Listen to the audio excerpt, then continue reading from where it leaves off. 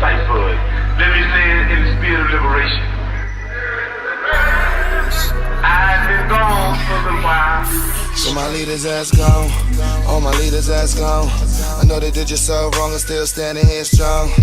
Against all the wrongs, against all the wrongs. For my leaders ass gone, all my leaders ass gone. I know they did you so wrong, I'm still standing here strong.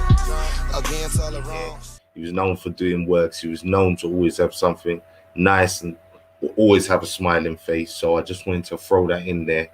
Just like our elder Dr. Llaila Afrika, he also is a major ancestor from the community. So big up to him. All right, here's the sister. How you doing, sister?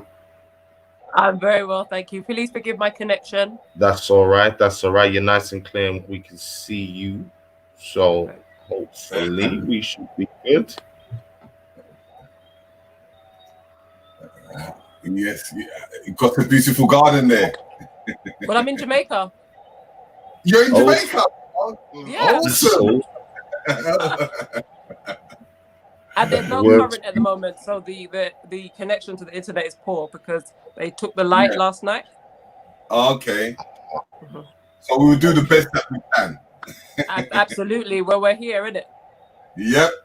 You know, the people have got the privilege of you being in Jamaica, in the nice hot sun, while we're in this humid sun in the evening. We had good weather last week, my friend, and the sun ain't quite out just now. No, I'm still jealous. You got beautiful seas out there. You got the ocean, you got it all, mate. Yeah, and the fresh food and fresh fish. Well, I'm working in it, so the campaign I've got going on is Our Ancestors Served Jamaica. So I'm here documenting research, adding to the work that I've already been doing to collate together some visuals and finish writing these books. I should. You know, is it Verena Shepherd? For the she's one of the researchers and historians for reparations. Okay. Yeah, she's quite good. Someone like you. How long are you out there for? 2 months. 2 months. I should link you two up. Yeah. Can you hear us? Okay. So what have you got for us today? Yeah, I should do that. Wait, when do you want me to start? As soon as possible. Right, so I'm going to introduce myself and then I'm going to take it from there, yeah? Okay. And then I've got my whole hour, right? Yep, 100%. We're waiting on you. Right. Wait. Are you going to be asking me any questions? Of course we will be. Okay, perfect. All right, so good morning, everyone. Good afternoon, everyone. My name's Selena Carty, founder of Black Poppy Rose, but my main job, not that that's not my main job, I'm a cultural and ancestral consultant, Afrocentric genealogist. So with all the histories that we do, with all the research that we're learning, my job is about how we relate that to ourselves individually as families, how we bring our families together to curate and put our histories together.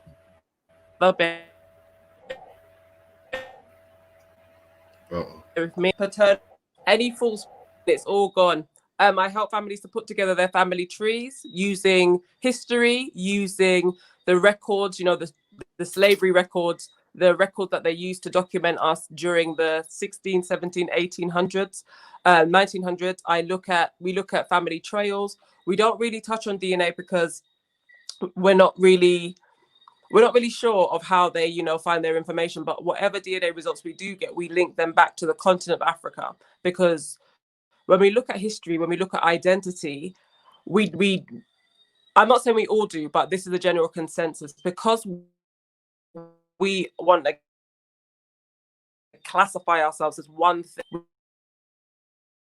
we say, we're African, but by doing that, you remove the West Indian, the American, Native American, you remove that history and culture. That is the reason I take people on a timeline from when they were born, look at their lives, and then take them back through time. So taking them back through time allows them to go through their own historical understandings, for them to document their place in the world. So just like when we go to all these museums, we're able to document other people, we should also be able to do the same with ourselves. And by doing the same with ourselves, we'll be able to value ourselves and then one another, because we will feel that we belong and we are a part of something, not that we are just trying to learn about something that is external to us.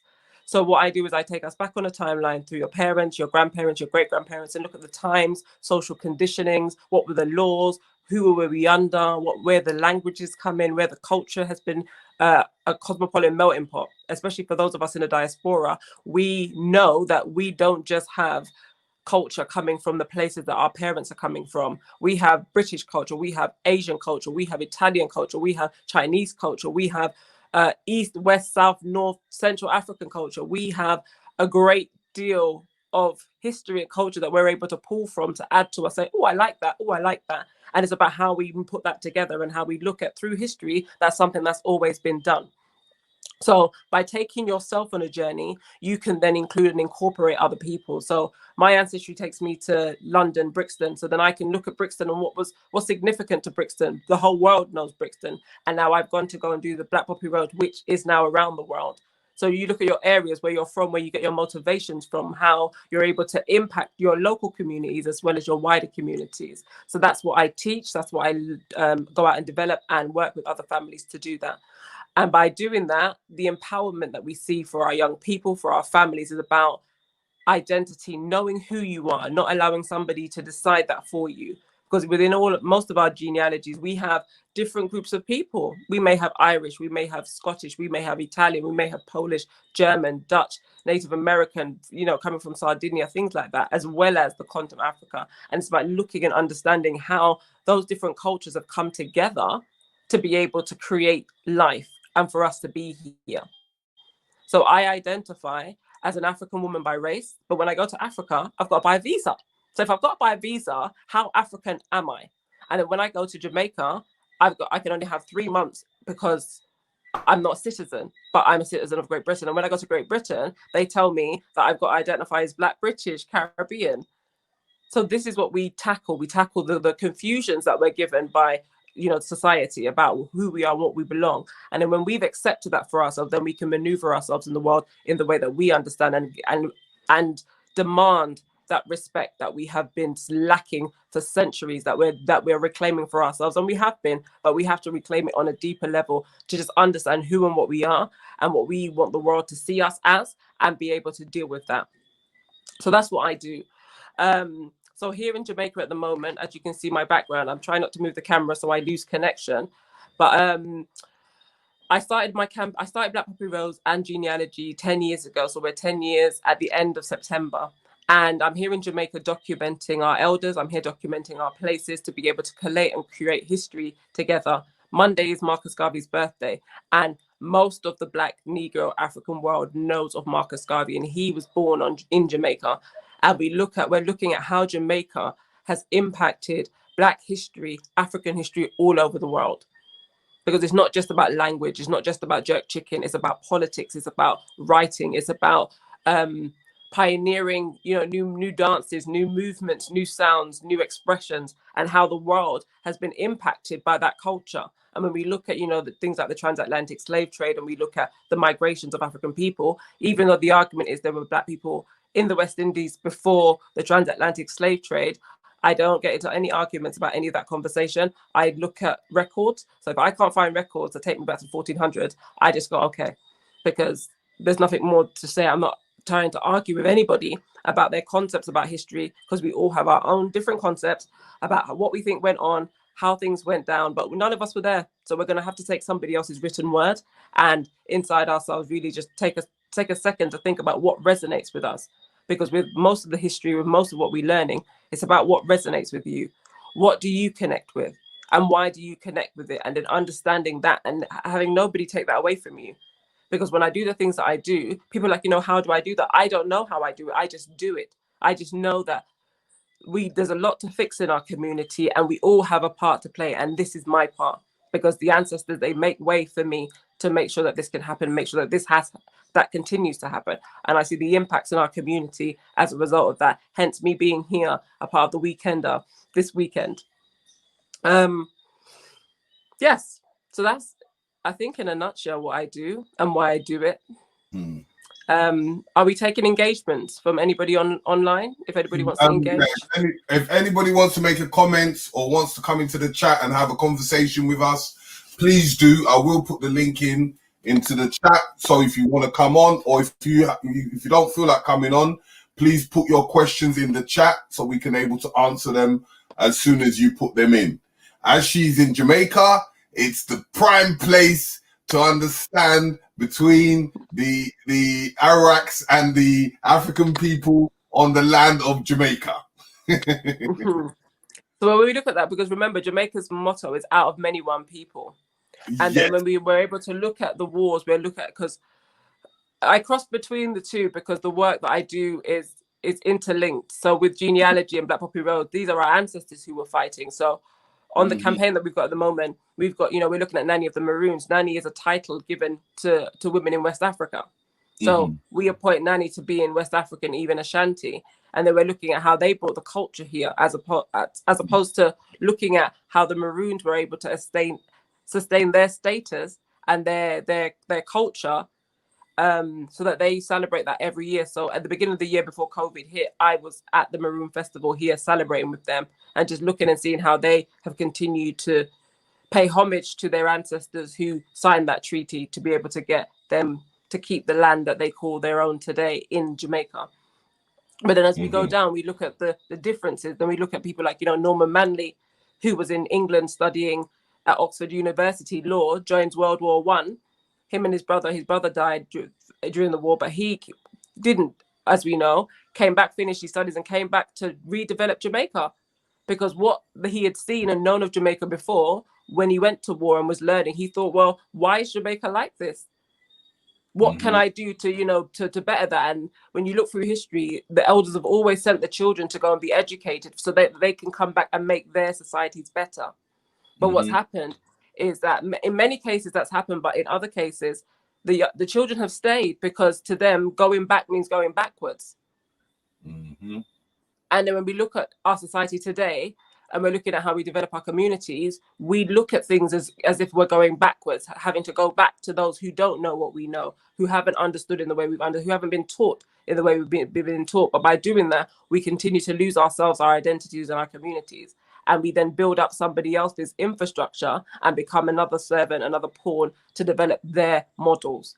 We don't then have our own models. And those models that we do have been, their base foundations have been given to us by Europeans. When we're looking at our laws, when we're looking at our judicial systems, when we're looking at how we deal with politics, when we look at how we deal with one another, that's based on colonialism, that's based on colonial rule and the laws that we have not been able to change or readapt because independence doesn't look like what we expect it to look like. Yeah. And then when we talk about, generations, we continue, and this is no disrespect to our community, we continue to have children to feed into a system that tells us that they want us to exist. And then we say, we're sorry. No, I said, yeah, that's a bit deep. Go on, continue. I'm enjoying it.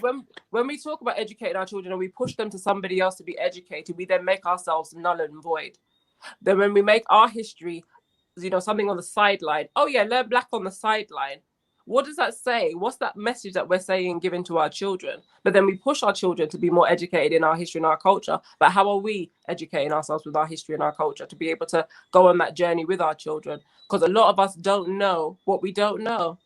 But then when to push our children out there, we want them to be better, but we have to be better together, because the conversations that we have as a family is what's going to keep our communities together, because that's how we develop, through conversations. But because we're dealing with such deep level trauma, we are unable to communicate with each other, let alone with our families. And this is why the work that I'm doing is trying to get that understanding of what has happened. Why was grandma beating mum? Why did mum beat you? And where that's coming from, systemically, where that's coming from. Why is it that, when you were growing up, I'm talking about my experience and my generations, because they classify me as a millennial.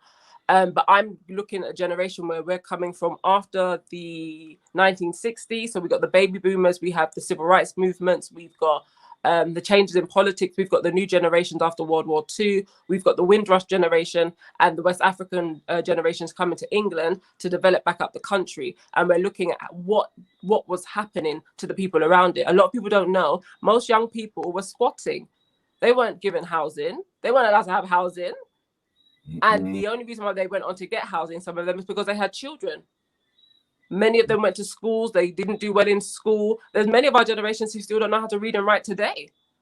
Yeah, that's true. And then, but what they have been able to do and sustain and develop, we don't have any respect for, because to us, they should be further ahead than we think that they should be. But we don't understand the traumas and the models that have been put in place to keep us in a certain way. Because the Enoch Powell speech back in the 60s, the Rivers of Blood speech, was about Europeans understanding that if you educate the next generation, that they will be those pioneers that are needed to take the race forward. So what did they do? They broke down our communities. They didn't make, but they made sure that they supported single mothers so that they would be estranged from their men, so they didn't need their men. Because when men have roles, their roles are, from my understanding growing up, was to provide and to protect. When the system provides and protects you and your children, that leaves the male's role redundant, right? Then he makes himself redundant, because to him, he's not needed. So then he can do what he wants to do. But by doing that, how do you build and grow your community? How do you sustain a model to be able to pass it on to your next generations? And I'm not saying all men have taken it. I'm not saying that's all men. That's not what I'm saying. But I'm saying this is something that has been systematically done. And there are many conversations that I have with many groups of people where this is a normality for them. Yeah.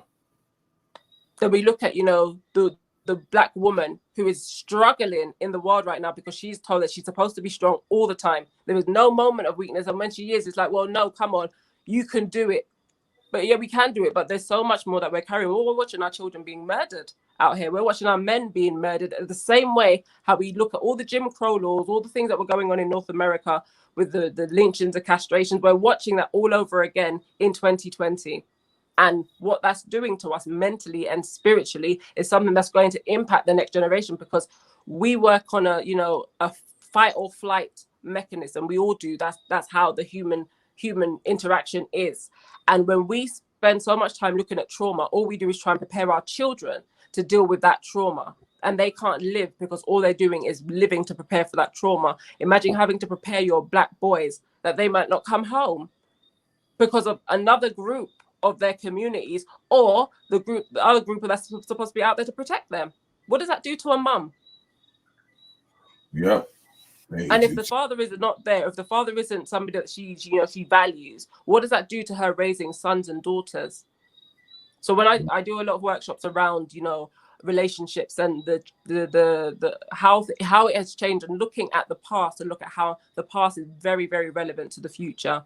Especially when it comes to Europeans coming into Africa, latter part of 14 to 1500s, coming with their ideas, with their wants, and then looking at how we function, learning about us, and then coming in with the guns and their tanks and their warfare, and waging war over the continent over a 300-year period. Because when people talk about us being, colonialized and Europeans coming to Africa, they do not know or remember that they were warring on that entire continent for over 300 years before they were taking people anywhere. And then what does that do to families? In this country, we've never seen war in the way that the rest of the world has seen war. When you're looking at areas in Africa where they've been looking at 100 years of war, that's 5 generations born into war, facing war, looking at warfare. What does that look like? Do we know? But no, but we condemn and we say, people should be, why can't they do this? Why can't they do that? We have no idea what goes on in any other culture, any other land, in regards to how things get done, or their historical journeys to why they respond, or why they do, or why they don't do in certain ways. And this is why the work that I do is about cultural and ancestral unearthing, because me being born in England isn't the same as if I would have been born in South Africa, or in Uganda, or in the Congo, or in Chad, or in Mali, or anywhere else. It's a very different concept that we all have of life, of our surroundings, of what it means to be Black or African, or whatever titles we're given, because mostly on the continent, you know yourself by your tribe. So I know that I'm from Jamaica, but I don't have no tribe that my family have told me, and I've done our research. So where do I belong when somebody starts talking about their tribe? That's definite. How do you have a conversation with somebody who's grown up looking at rites of passage and looking at, you know, their grandmas going to do things that their mother goes on to do for them to go on to do? I've not seen any of that. So we have two different cultural understandings of life, of a grandmother, of a mother, of ourselves, and how we function in the world. Yep. So when we're having these conversations, this is what I try to educate around. So as much as we're out learning Black history, you know, learning about Queen Hatshepsut, Pharaoh Hatshepsut, Queen Tai, you know, Queen Nzinga, what are we learning about them? What aspects of their natures are we taking to bring towards today to be able to develop and move ourselves as Black women within society, within our communities? How are we out there doing what we're doing? And even if we're not doing what we say we want to do, what are you doing to develop yourself? Because not everybody can go out there and do the work that many of us do, but that's not to say that you're not doing any work.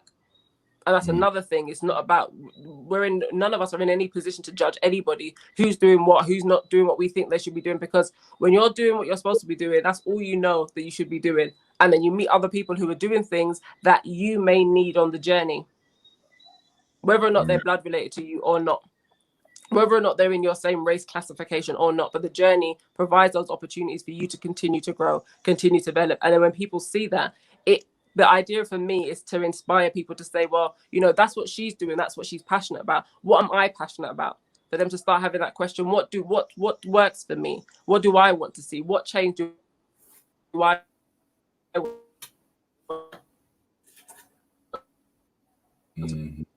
bring to the world? Still? Yeah, you're back. Am I still here? Yeah, you're still there. Okay. You guys are just listening. Nobody's. Yeah, I'm enjoying it. I'm enjoying it. But there is listening. Nobody's talking to me. There is a question. Yeah. Can you see the question? Yep, I came in late. Okay. Please ask the Queen, did she see similarities with the Maroon communities and those she's seen in African communities? I definitely did. And the similarities is around, they had a traditional song. So I don't think I know any traditional songs for Jamaica because I wasn't born here and I didn't grow here. So I could tell you about my schoolyard songs in England with the rest of us diaspora and, you know, our songs from there. However, they had a song in their language that they were singing. They had the drummings. They were wearing nature. So they had a significant leaf. The name escapes me that they had, and they moved in ways that we move on the continent. And when I go to the continent, I feel very much at home, as if I'm in Jamaica, but my family, my blood family, just aren't there. So when people say, yeah, we're all one, it's a big difference about what all one looks like. Because when I see diasporans in the world, I'm like, I see you because I see me. When I see Jamaicans, I see you because I see me. But when I go to the continent, I see people who look like me, who do things like me, but it's a very different connection that I have. I feel I belong there. But you know, when you're used to that, it's that familiarity that when you've gone somewhere for the first time and you know no one, you build a community. So the next time you go, you have people that you're familiar with. That's very much when I go to the continent. That's how it is for me. I make my family as I go along. And that was very much what it was like in Maroon Town. Although a lot of it is commercialized because they generate capital through, you know, the sellers, people selling things on the side. And when I was going there wasn't a lot that they were making indigenously from the area. However, they had people showing you the old ways of like squeezing sugar out of sugarcane with this machine, which I've got pictures of. I'm putting that into the Maroon Wars documentary of things that they still have carried forward, some of the practices. And again, these are practices that we passed down. So although, you know, we know we've got machinery and things like that, it's still important to know how things were done in the past so you can continue to pioneer ideas of how you can improve that or what it would look like. Because on the continent, we've got many young men and women who are leading in science because they're looking at what they have and being able to create new things. And this is why we spend so much time looking at African and Black inventors and scientists, because we're looking at our conditions that we were in and how we've been able to use our minds and our creativity to develop things to enhance the future. Most of our ideas have been stolen because, again, we don't rule the society. So when we get upset that, you know, they've taken our ideas, they're always going to take our ideas because it fits into their societies, it fits into their plans for development. We don't have that on that level. So when they're doing things like that, that's what happens, because we don't have an infrastructure to be able to make the things that we're developing work in the same way they make it work for the infrastructure that has been developed, that we're all working a part of. Okay, so in I want to ask this question in the facts of in foods. Yeah. Have you saw any? You know what? Let me not go to foods yet, because I know you're very good at when it comes to the war and the military kind of stuff and the puppy stuff. I want you to give like an information between understanding the sailors' families in Jamaica, or not, let's say the Caribbean connection to the poor blacks in the UK. You say to the poor blacks in the UK? Yeah. So the sailors, yeah? Yeah. Merchant seamen. Yes. So the merchant seamen they've been a part of Britain since the Napoleonic Wars in the 1700s, 1791, I think, if my brain hasn't escaped me. But the latter part of the 1700s, we had the Napoleonic Wars, and there they were recruiting lots of African men from the West Indies and from the slave boats. Because when we get to 1807, the Abolition of the Slave Trade Act, a lot of people don't understand that it allowed Great Britain to take the African men and women from France and Spain and the Dutch and fine those countries because they're breaching the acts that Britain has put in place and now made law for the world. But what people don't remember is that they took those men and women and they enlisted them into lifelong service, into their armies and into servitude on their plantations. They didn't take those men and women back to the continent of Africa because everything costs money. As a result of that, we have men a part of the merchant navy. We have men that traveled around the world and settled in England as a result of them being a part of the British merchant navy. Merchant navy. We have a lot of them settling in Ireland, a lot of them settling around the coast, you know, Southampton, Plymouth, around the southern coast, coming up into England. But when they came, they were able to settle. So although, you know, we look at racism in the way that we see it today, it wasn't in the same way that we understand racism today. So although many people, you know, were ostracized and set aside, there were many men who weren't. They were welcomed in as a part of communities because of their service to their country. And European women have always been interested in African black men, and they would create families with them and have children. But a lot of people would then, like in Liverpool, I've documented stories of families saying that they're children of mixed heritage. They would leave their buggies outside of a shop. Don't ask me why, because in today we don't leave our buggies outside of a shop, but they did, and they would come back and their child would be filled with saliva because people would be spitting on the child. But in my brain, because I'm African, I couldn't understand that because I wouldn't be spitting on any child. However, Europeans and their disgust decided that they would be spitting on children who were of mixed heritage because they didn't agree that that should be the case. And this is a part of many people's histories. This is a part of many people's cultures around this country, around England. But we have, what do we have? We have Lillian Bader. Her dad was from Barbados. He was a merchant seaman, and he was able to secure a home and a wife and have children, of which he grew his children to understand value and service to their country. So his daughter joined the Second World War, and she joined the Women's Air Artillery Corps and then moved over to the Royal Air Force. So when we look at, you know, today's VJ Day, for instance, victory for Japan, where Japan signed over to say that they had lost the war on this day. But we have a lot of men and women who served from the West Indies, from the continent of Africa, in the Royal Air Force, and Lillian Bader is one of them. And she's a descendant. She's a British-born descendant of Bayesian and Irish ancestry. And there are many of them. So I've got 5 families I'm documenting now, which I'm putting into a book, of them being British born, understanding what that looks like to them back then in the 40s and 30s, and how they don't understand that culture of going back to the West Indies. They just understand the culture of their parent, bringing that culture to England and adapting to English culture, and making a lot of their references to the West Indies poignant in regards to etiquette and things that they didn't see other Europeans doing, cleanliness, things like that, and things that would have been brought from the West Indies, bringing them forward. Okay. And another question I want to ask, in forms of the loyalists, the ones that left, yes, they said that a lot of them based themselves around London. If you can give us a little bit of history of that and where they will probably more likely to gather around within London. I know, right? Go on. Tony Warner, Black History Studies, he does a lot of this when he does his walks around London. But there's one Black loyalist that I have in my mind in particular. His name is Thomas Peters. He traveled from America up to Canada. Mm-hmm. And at the time, this is 1787 times, when we've got, Ignatius Sancho, Ottobah Cagano, and Granville Sharp. So I say their names before his, because we only know Granville Sharp as a white abolitionist because of those two men who were pushing him to fight their fight. And abolitionists made money like slave traders made money. So it didn't matter which side you were on, you were making money.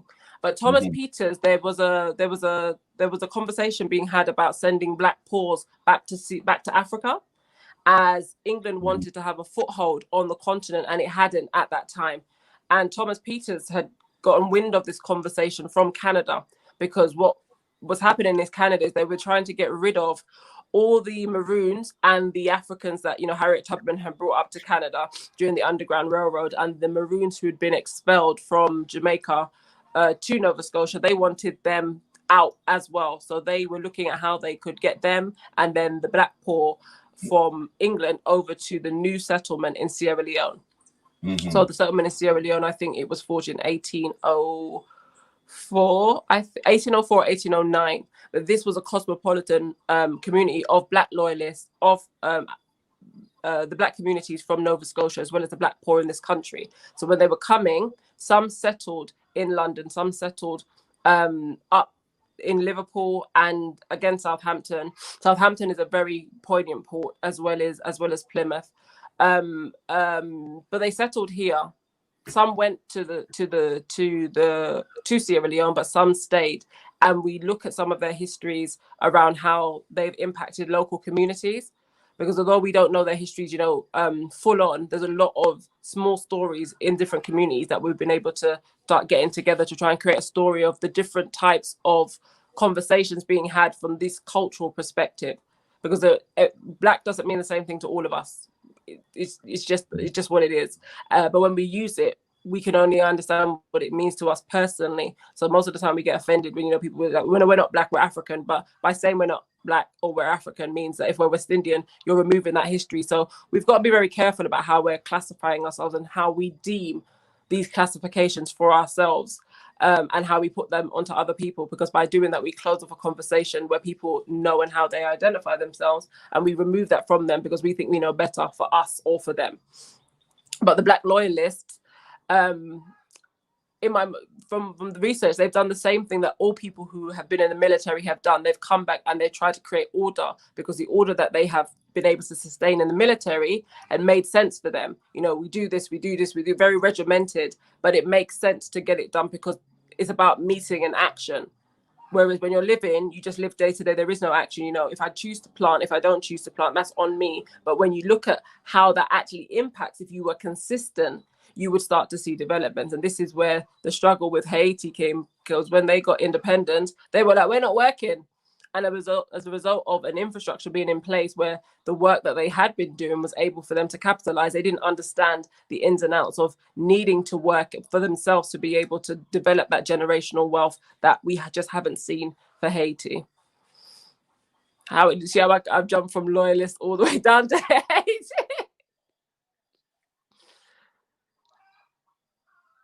I'll tell you what, this is an extensive history, and as you said, there's a lot of connections that are coming out of one place. Yeah. So I think it's important that people understand that, you know, it's not one line, it's not one place geographically that people are getting taken from. There's a lot of different people. Right. There's a lot of people being acclimated into a system, whether it's the naval system or whatever, that again, by default, you're traveling, you're going all over the place. You know, we know the British Empire conquered a lot of the world through their naval pursuits. So again, understanding just on that premise how much travel and how much our brothers and sisters have been spread out across the diaspora through that is important to know. Because and then we don't even touch on changes of names. We don't even touch on, we haven't even I might touch on that tomorrow, but we don't even touch on them be changing their names. Imagine being born with a name and having to change it to fit somebody else's understanding of what you're supposed to be. And then when you go around and we say, Terry, when you're going around and you're then, because I grew up in generations where a lot of the people around said they weren't going to name their children African names because they wanted them to get jobs.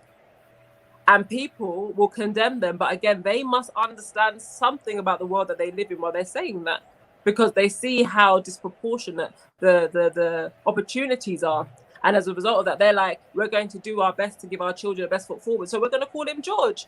We're going to call her Lucy. And I'm not saying you shouldn't call your children George or Lucy. I'm not saying that. But what I'm saying is the conversations I were having is that the people around me were not prepared to look at any other name outside of a European one, because they didn't want their children to stand out. They didn't want their children to be recognized as being black. They didn't want their children to be recognized as being something that's against the system. So when I was telling people my children's names, they was like, why would you do that? I said, because my children are going to work for themselves, or they're going to work for the company that I built for them, or whatever opportunities I will open for them, they will know their name has meaning. You're not going to shorten it. You're not going to do any of this rubbish. You're not going to continue to disrespect us.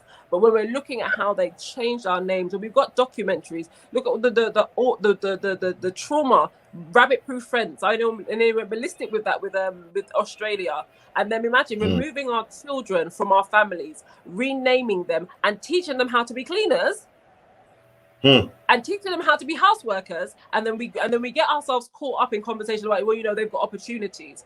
And I remember, sorry, I bring this up because I look at Africa, I look at the black experience, and I look at the indigenous experience, because it's not different to our experience. And because they are considered a smaller minority than us, I felt it was important to include their narratives, because they look like us.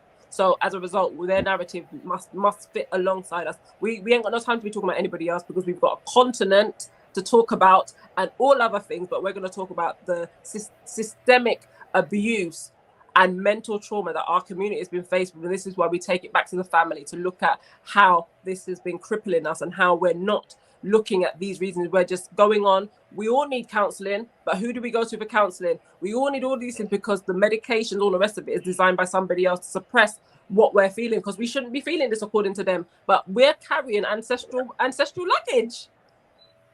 And we're passing that on, and we don't understand that we're passing that on. And there's a lot that we're not passing on culturally, especially like I come back to Jamaica. I'm going back to this rabbit-proof fence and this name business.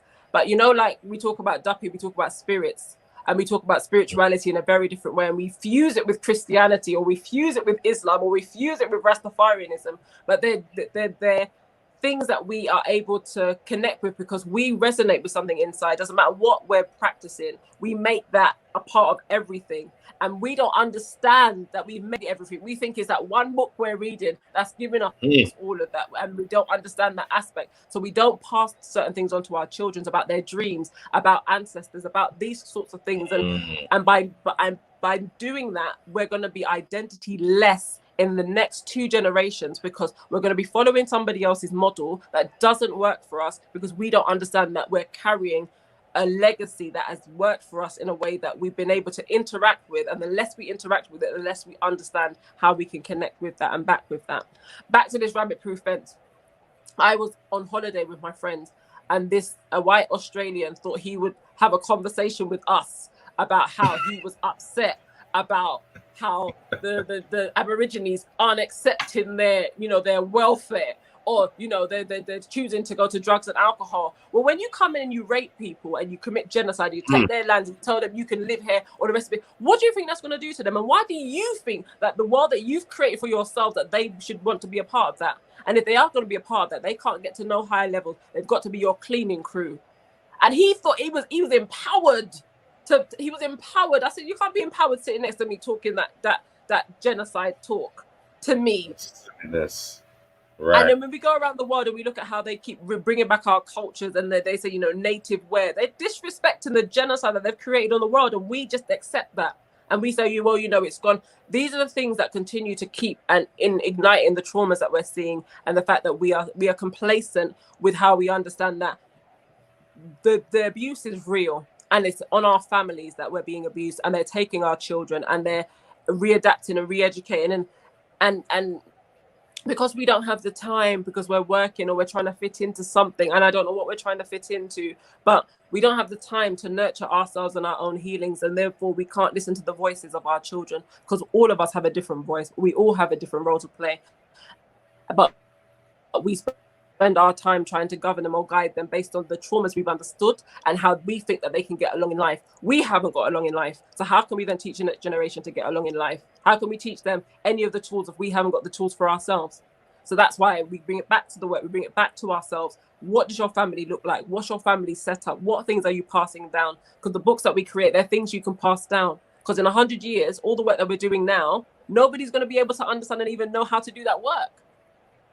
Nobody's going to even think, oh, what were they doing in World War I? Nobody's going to do that. Nobody's going to care. But the rest of the world will be caring about what they're doing. Back. But that's right. But then our legacy continues to be severed because we haven't been able to understand that it's our responsibility to document our history. It's our responsibility to document our current narrative, and for us to find a way to make that change. Because when our children see that, that's what You're empowers mute, them. no? Your actions. Sorry? No, sorry. I was Terry just- was saying that he was muted. Yeah. So, I know I was just adding to that because I was with my research team yesterday, and we was having this dialogue, and we were going in the places of South Carolina, and we started to realize, the people that were rebellion, right? Because there was an island just outside Angola, where it was Roman Catholic. Yeah. But what they did was they still kept that tradition. So, but the Europeans realized that it was something that they can't work with, because it's not what their narrative was through their type of religion. So then they turned them people into being rebellion. So they sent them to South Carolina back to the Caribbean. Right? Because they didn't want to deal with them. Yeah. These are the age-old tactics. Too much. But that's what they did, and that's a part of all of our histories, because they've sent the most rebellion out because they didn't want to martyr them by killing them. But by doing that, they've gone on to inspire other places and create different movements. And these are the conversations that we're supposed to be having. So all of us who are doing things that we consider small, like Black Poppy Rose, that's a big conversation to be having, telling other people, we're not accepting that you're not remembering us. We're going to do it for our damn selves. And it's taken over 100 years to get to this point, but we're not going to accept it anymore. And then when you learn the history, because when I go around and I learn with, Black History Studies, I learn with Robin Walker, I learn with Tony Warner, I learn with Queen Afua, I read, I learn from Malamu Baruti, is it Baruti? Asafo. When we're reading our scholars, when we're reading all of these things, I take that and put it into me, and I've got to create a new voice for all of that history and narrative. There's no sense sending our children to go back and go and read Sheikh Anta Diop. We're supposed to be recreating the work that he's been doing for us now. We're supposed to be recreating the Amos Wilson. We're supposed to be doing all of that. We're supposed to have read all of that and gone through all of that to be able to create something new for the future, so they know where the timeline is. No, well, that's the thing. I mean, what you Thank said you for is having me. No. We want to know a bit more about Jamaica, man, because you know what, I want to get that bit of that sun. You know what I mean? Get a bit of history in that Jamaica. Hello. I'm not taking up somebody else's time. I'm not taking up somebody else's time. So I'm on again tomorrow at 12. So you'll see me again tomorrow.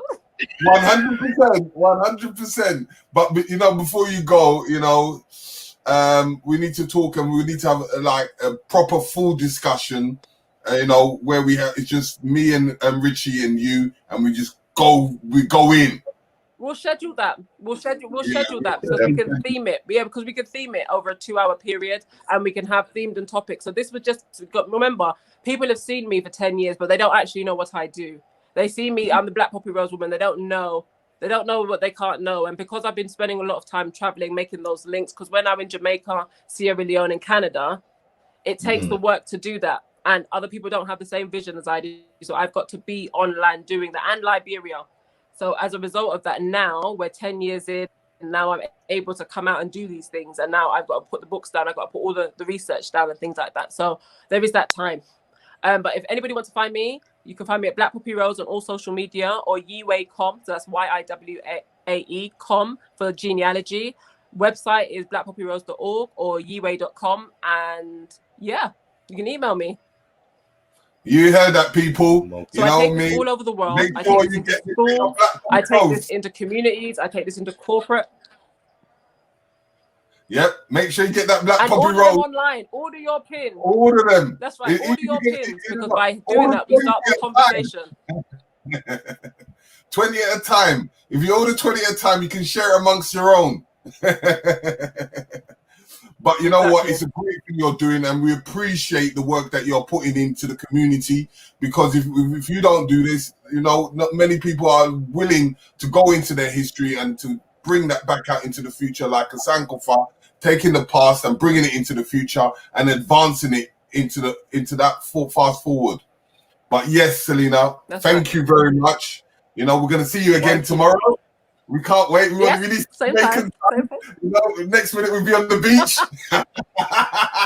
Can't wait. You know what I mean? With some fresh coconut water and some item tea. Doing the same breakdown. That's all. Yeah, that's all it's about. We love you out there, people, and this is what you're seeing and this is what you're getting. As we got someone next, but before we even go into that, I'm asking anyone that's got businesses or anyone that's got like products or services, or someone just wants to talk about the Black family, please jump on, follow the link and jump on, because this is about Black family and it's Black family first. So we're bringing our issues in-house and cleaning our own house. We don't need other people to clean our house. We need to clean it for ourselves. So if we come and communicate, because even people that go through trauma, all they need is someone to talk to. Pick up a phone a friend and say, how you doing? What's happening? Because you know what? That friend there might be in a full depression at home and concealing that trauma within himself. So you know what? Pick up the phone a friend, you know what I mean? And as well as creating a foundation. Please donate, family. You've got to donate. Can I say one last thing? Last thing? Yes. We're all dealing with depression, and we don't know how to support one another because we continue to think that, you know, oh, you should just get over it. We're all suffering out here.